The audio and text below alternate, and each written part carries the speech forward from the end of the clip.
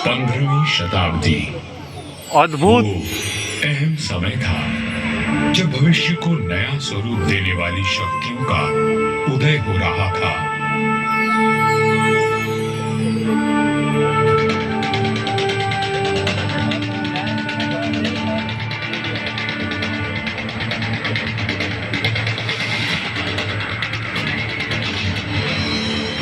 लोधी राजवंश ने दिल्ली की गद्दी संभाली। मध्य एशिया में बाबर का जन्म हुआ और राठौड़ कुल गौरव राव जोधा जी ने मेहरानगढ़ दुर्ग की नींव डालकर जोधपुर नगर की स्थापना की। 1459 ईस्वी में बना मेहरानगढ़ उत्तर भारत की राजनीतिक सरगर्मियों का साक्षी भी रहा और केंद्र भी। जोधपुर के आकाश में राठौर राजवंश का तेजवान सूर्य दमका, जिसका उदय मंडोर में हुआ था। मेहरानगढ़ की उत्तर पश्चिम दिशा में करीब 9 किलोमीटर का फासला तय करेंगे तो मैं अपने बचे हुए अवशेषों के साथ आपका स्वागत करूंगा। मैं किला हूं मंडोर का। मैं इतना प्राचीन हूं कि मुझे किसने बनवाया, कब बनवाया, ये किसी को भी याद नहीं। मंडोर की भूमि से आज भी अतीत के सिक्के, मंदिर के अवशेष, तोरण द्वार, स्तंभ और उत्कृष्ट मूर्तियां प्राप्त होती रहती हैं। मंडोर संग्रहालय में प्राचीन भारत के सभी प्रतीकों को सहेज कर रखा गया है, ठीक वैसे ही जैसे मैंने अपने जीर्ण अवशेषों में अनेकों गाथाएं संभाल रखी हैं। अरावली की पहाड़ियों से घिरा मंडोर नगर मांडव्य ऋषि की तपोभूमि था और इसका प्राचीन नाम मांडव्यपुर था। महाभारत काल में यहाँ नागवंशियों ने राज किया और फिर गुप्त वंश ने इसे अपने बाहुबल से जीता। चौथी व छठी शताब्दी में हूणों का आगमन हुआ तथा परमारों ने इनके वैभव को बढ़ाया। मारवाड़ का विस्तार सबसे अधिक परमारों की समयावधि में हुआ और उस समय मारवाड़ को नवकोटि मारवाड़ भी कहा जाता था। तो 7वीं शताब्दी में प्रतिहारों ने यहाँ अपना साम्राज्य स्थापित किया और यहाँ के वैभव को बढ़ाया। मेरे साथ चलिए उस बीते हुए काल में जब यहाँ तलवारें खड़कती थी, रणभेरी और नगाड़े कंपायमान होते थे, वीर हुंकार भरते थे और रणबांकुरों के जय घोष से आकाश गूंज उठता था। सन 1394 ईस्वी परिहारों की शक्ति अस्त हो रही थी। गुजरात के सूबेदार जफर खान ने दिल्ली की कमजोर सल्तनत के चलते मंडोर और नागौर को अपने कब्जे में ले लिया था। अब मेरी चार दीवारी में परिहार नहीं, तुर्क आ बसे थे। जफर खान का हाकिम ऐबक खान मंडोर दुर्ग का किलेदार था, जो आए दिन अपनी क्रूरता का प्रदर्शन करता रहता था। पीड़ित किसान मंडोर के इंदा परिहार के प्रधान वीर राव हेमा गहलोत के पास मदद के लिए पहुंचे। राव हेमा जी, ये तुर्क हमसे मनमाना लगान वसूल करते हैं। आए दिन हमारी गायों को चुरा कर ले जाते हैं और अब अपने घोड़ों के लिए घास से लदी गाड़ियां मांग रहे हैं। हम तो बर्बाद हो जाएंगे। अपनी शक्ति पर इतना अभिमान कि उसे 3 किसानों पर आजमा रहा है। भैरों जी की सौगंध, जुल्म करने के लिए अब ऐबक खान जिंदा नहीं बचेगा।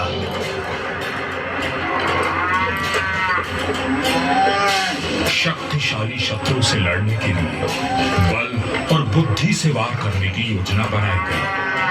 घास की कई 100 गाड़ियां तैयार की गईं और हर गाड़ी में हथियार लिए योद्धा छुप कर बैठ गए।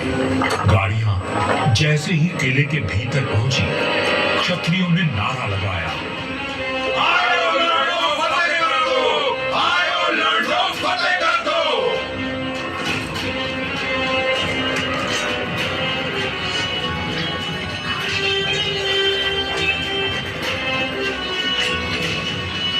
इस अचानक हुए प्रहार से तुर्कों को संभलने का अवसर भी न मिला। वीर हेमा गहलोत, समर शूर राव चूंडा राठौड़ और मारवाड़ के वीरों की प्रतापी तलवारें लहराईं तो शत्रुओं के सिरों के ढेर लग गए।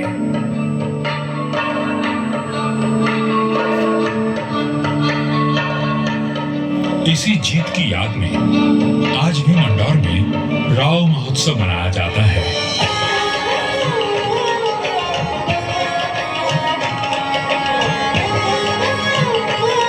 हर वर्ष होली के दूसरे दिन निर्भीक, साहसी हेमा गहलोत और सभी वीरों को याद किया जाता है और बाबा भैरवनाथ जी की पूजा की जाती है, जिनके आशीर्वाद से वीर विजय हुए थे। मंडौर विजय के बाद भी इंदा परिहार का मन अशांत था, क्योंकि ये नगर शत्रुओं से घिरा हुआ था। तब उन्होंने शक्तिशाली राठौड़ वंश को राज सौंपने का निश्चय किया। इंदा के मुखिया राय धवल ने अपनी पुत्री का विवाह राव चूंडा से करवाया और दहेज में मंडौर का दुर्ग दे दिया गया। राव हेमा गहलोत ने राव चूंडा का राज तिलक किया और भाटों ने मंगल गान गाया।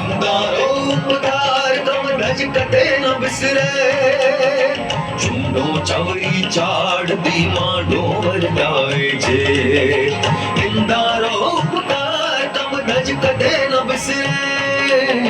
चूंडो अपने कौशल और सामरिक सूझबूझ का परिचय देते हुए राव चूंडा ने अपने साम्राज्य को बढ़ाया और मंडौर को मारवाड़ की राजधानी बनाया।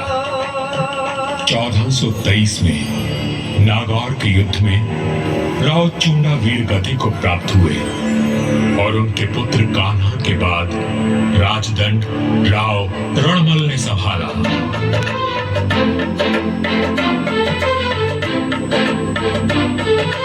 मारवाड़ और मेवाड़ में घनिष्ठ संबंध थे, परंतु मेवाड़ नरेश राणा कुंभा के कान भरने लगे।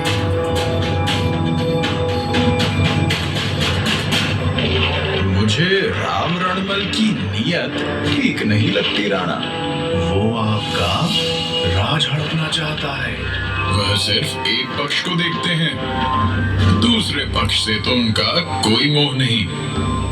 एक मधुर संबंध में संशय और अविश्वास का विष घोल दिया गया था।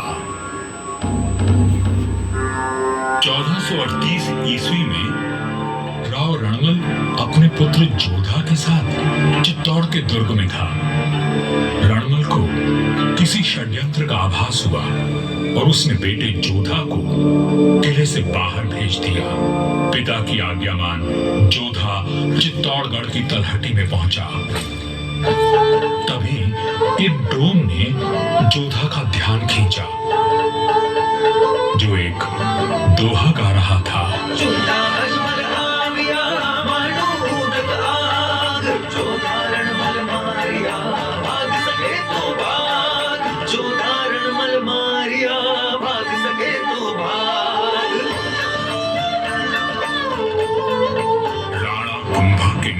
पर चूंडा ने राव रणमल की हत्या कर दी थी। पिता की हत्या का प्रतिशोध लेने की प्रतिज्ञा लेकर युवा जोधा मारवाड़ की ओर बढ़ चला, परंतु चूंडा उसका पीछा करता रहा। वह राणा कुंभा का ताऊ था और मारवाड़ का पुराना बैरी। काल बनकर मेवाड़ की विशाल सेना जोधा के पीछे पड़ी थी और वीरों का वंशज अपने 700 स्वामी भक्त लड़ाकों के साथ उनसे जूझ रहा था। विपत्ति के हर बवंडर को साथ कर जब जोधा मंडोर पहुंचा तो उसके पास केवल 7 सैनिक बचे थे, पर चूंडा यहां भी आ पहुंचा।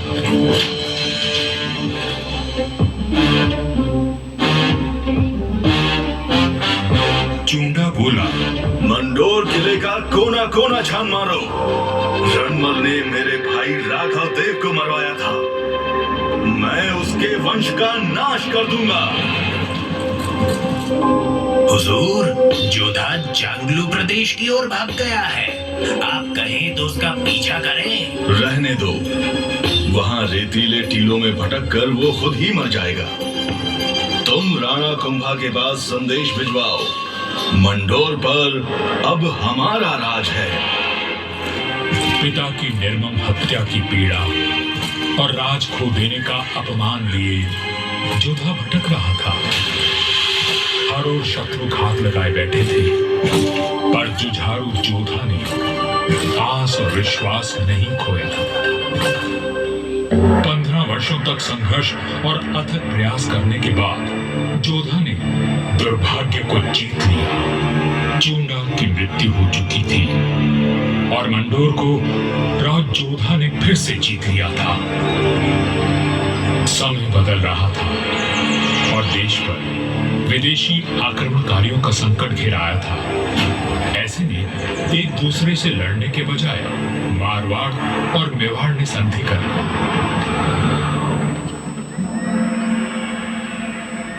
पर दूरदर्शी राव जोधा को कोई चिंता खाई जा रही थी और उस चिंता का कारण मैं यानी मंडोर का दुर्ग था।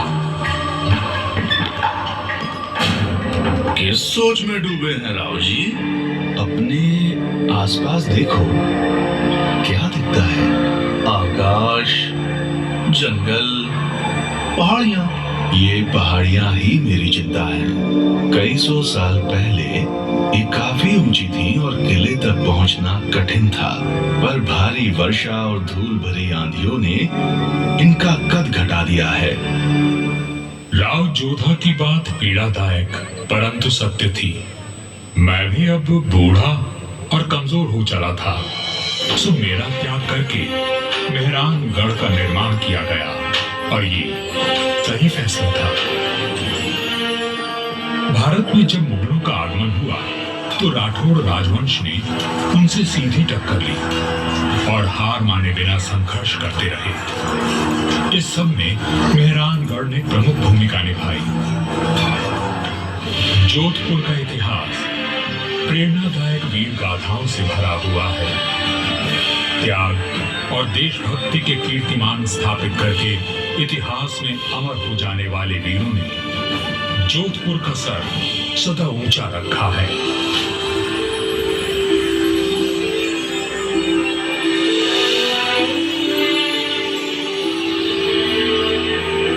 इस धरती पर जन्मे सपूत अपनी भुजाओं में इतना बल रखते थे कि मातृभूमि की रक्षा कर सके, तभी इनकी छत्र छाया में इनकी प्रजा सुखी और समृद्ध हुई। पर यह बात कम ही लोग जानते हैं कि फौलादी सीनों में कोमल भावनाओं का भी वास था। राजधर्म का पालन करने वाले तलवार के धनी इन रणधीरों के मन में नवसृजन और कला के प्रति प्रेम भी बसता था, जिसका प्रमाण आज भी उपस्थित है और इस धरती का सौंदर्य बढ़ाता है। महाराजा अजीत सिंह जी को उनकी सृजनात्मक ऊर्जा और निर्माणों के लिए याद किया जाता है। उन्होंने देवी देवताओं की साल, अजीत पुल, मैपुर और एक खंबा महल बनवाया एवं भेरू बावड़ी और भेरू मंदिर का जीर्णोद्धार करवाया। उन्होंने अपने पिता महाराजा जसवंत सिंह जी के भव्य देवल का निर्माण भी करवाया, जिसके विशाल स्तंभों एवं गर्भगृह का अलंकरण दर्शनीय है। सभा मंडल का दृश्य पौराणिक आख्यानों का स्पष्ट दर्शन देता है। प्रस्तरों पर उत्कीर्ण भाव भंगिमाएं शिल्पकला का श्रेष्ठ उदाहरण है। महाराजा जसवंत सिंह जी द्वितीय ने मंडौर को दर्शनीय बनाने पर विशेष ध्यान दिया। उन्होंने मंडौर बाग में 100 से अधिक प्रजाति के वृक्ष लगवाए जो उद्यान की अहमियत को और अधिक सुंदरता प्रदान करते हैं।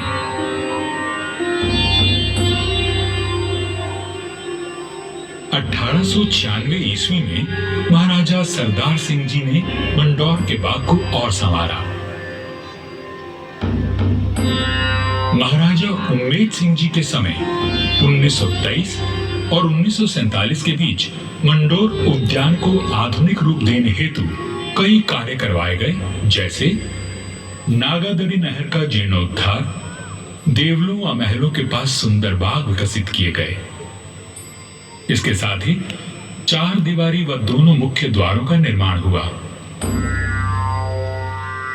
मारवाड़ नरेश राव गंगा राठौर जी ने कहा था, नाम तो गीतड़ा या भीतड़ा सूर्य। युगों तक मनुष्य की ख्याति या तो साहित्य सृजन से अथवा बड़े बड़े निर्माण कार्यों से रहती है। राठौड़ राजवंश अपने पराक्रम और निर्माण के लिए अमर रहेगा। मंडौर में स्थित थड़ों एवं देवलों पर बनी अद्भुत मूर्तियां शिल्प कला की नायाब मिसाल है। मारवाड़ के सर्वाधिक शक्तिशाली नरेश राव मालदेव जी से लेकर महाराजा अजीत सिंह जी के देवल आज भी सुंदर नक्काशी एवं बेजोड़ वास्तुकला की छाप छोड़ते हैं।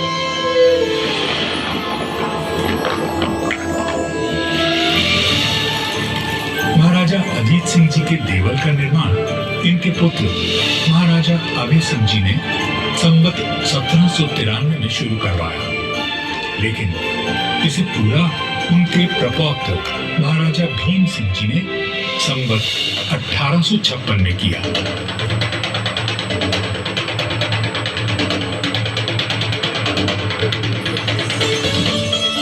यह राजस्थान के समस्त देवलों में न केवल भव्यतम है, बल्कि अपनी कलात्मकता को सहेजे तत्कालीन शिल्प कला का विलक्षण उदाहरण है। 4 भव्य द्वारों एवं 4 सभा मंडपों से सज्जित यह देवल शैव धर्म की महत्ता को दर्शाता है।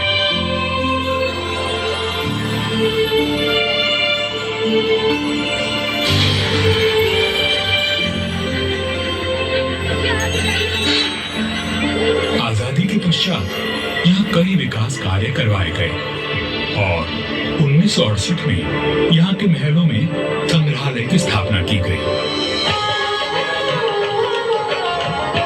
यहाँ जन्मे वीरों और स्वामी भक्तों की मिसाल युगों तक कायम रहेगी। जब वीरपुरी और नाग पंचमी को यहाँ विशाल जनसमूह उमड़ता है, तो आज भी हमारे आत्मीय संबंध जीवंत हो उठते हैं। उनकी आंखों में उमड़े प्रेम और श्रद्धा को देखकर मन भाव विभोर उठता है। सदियों के संबंध आज भी अटूट हैं। मुझे तो समय की आंधी ने नष्ट कर दिया, पर मंडौर के देवल, मंदिर, छतरी और बाग को संभाल कर रखना इस पीढ़ी का कर्तव्य है।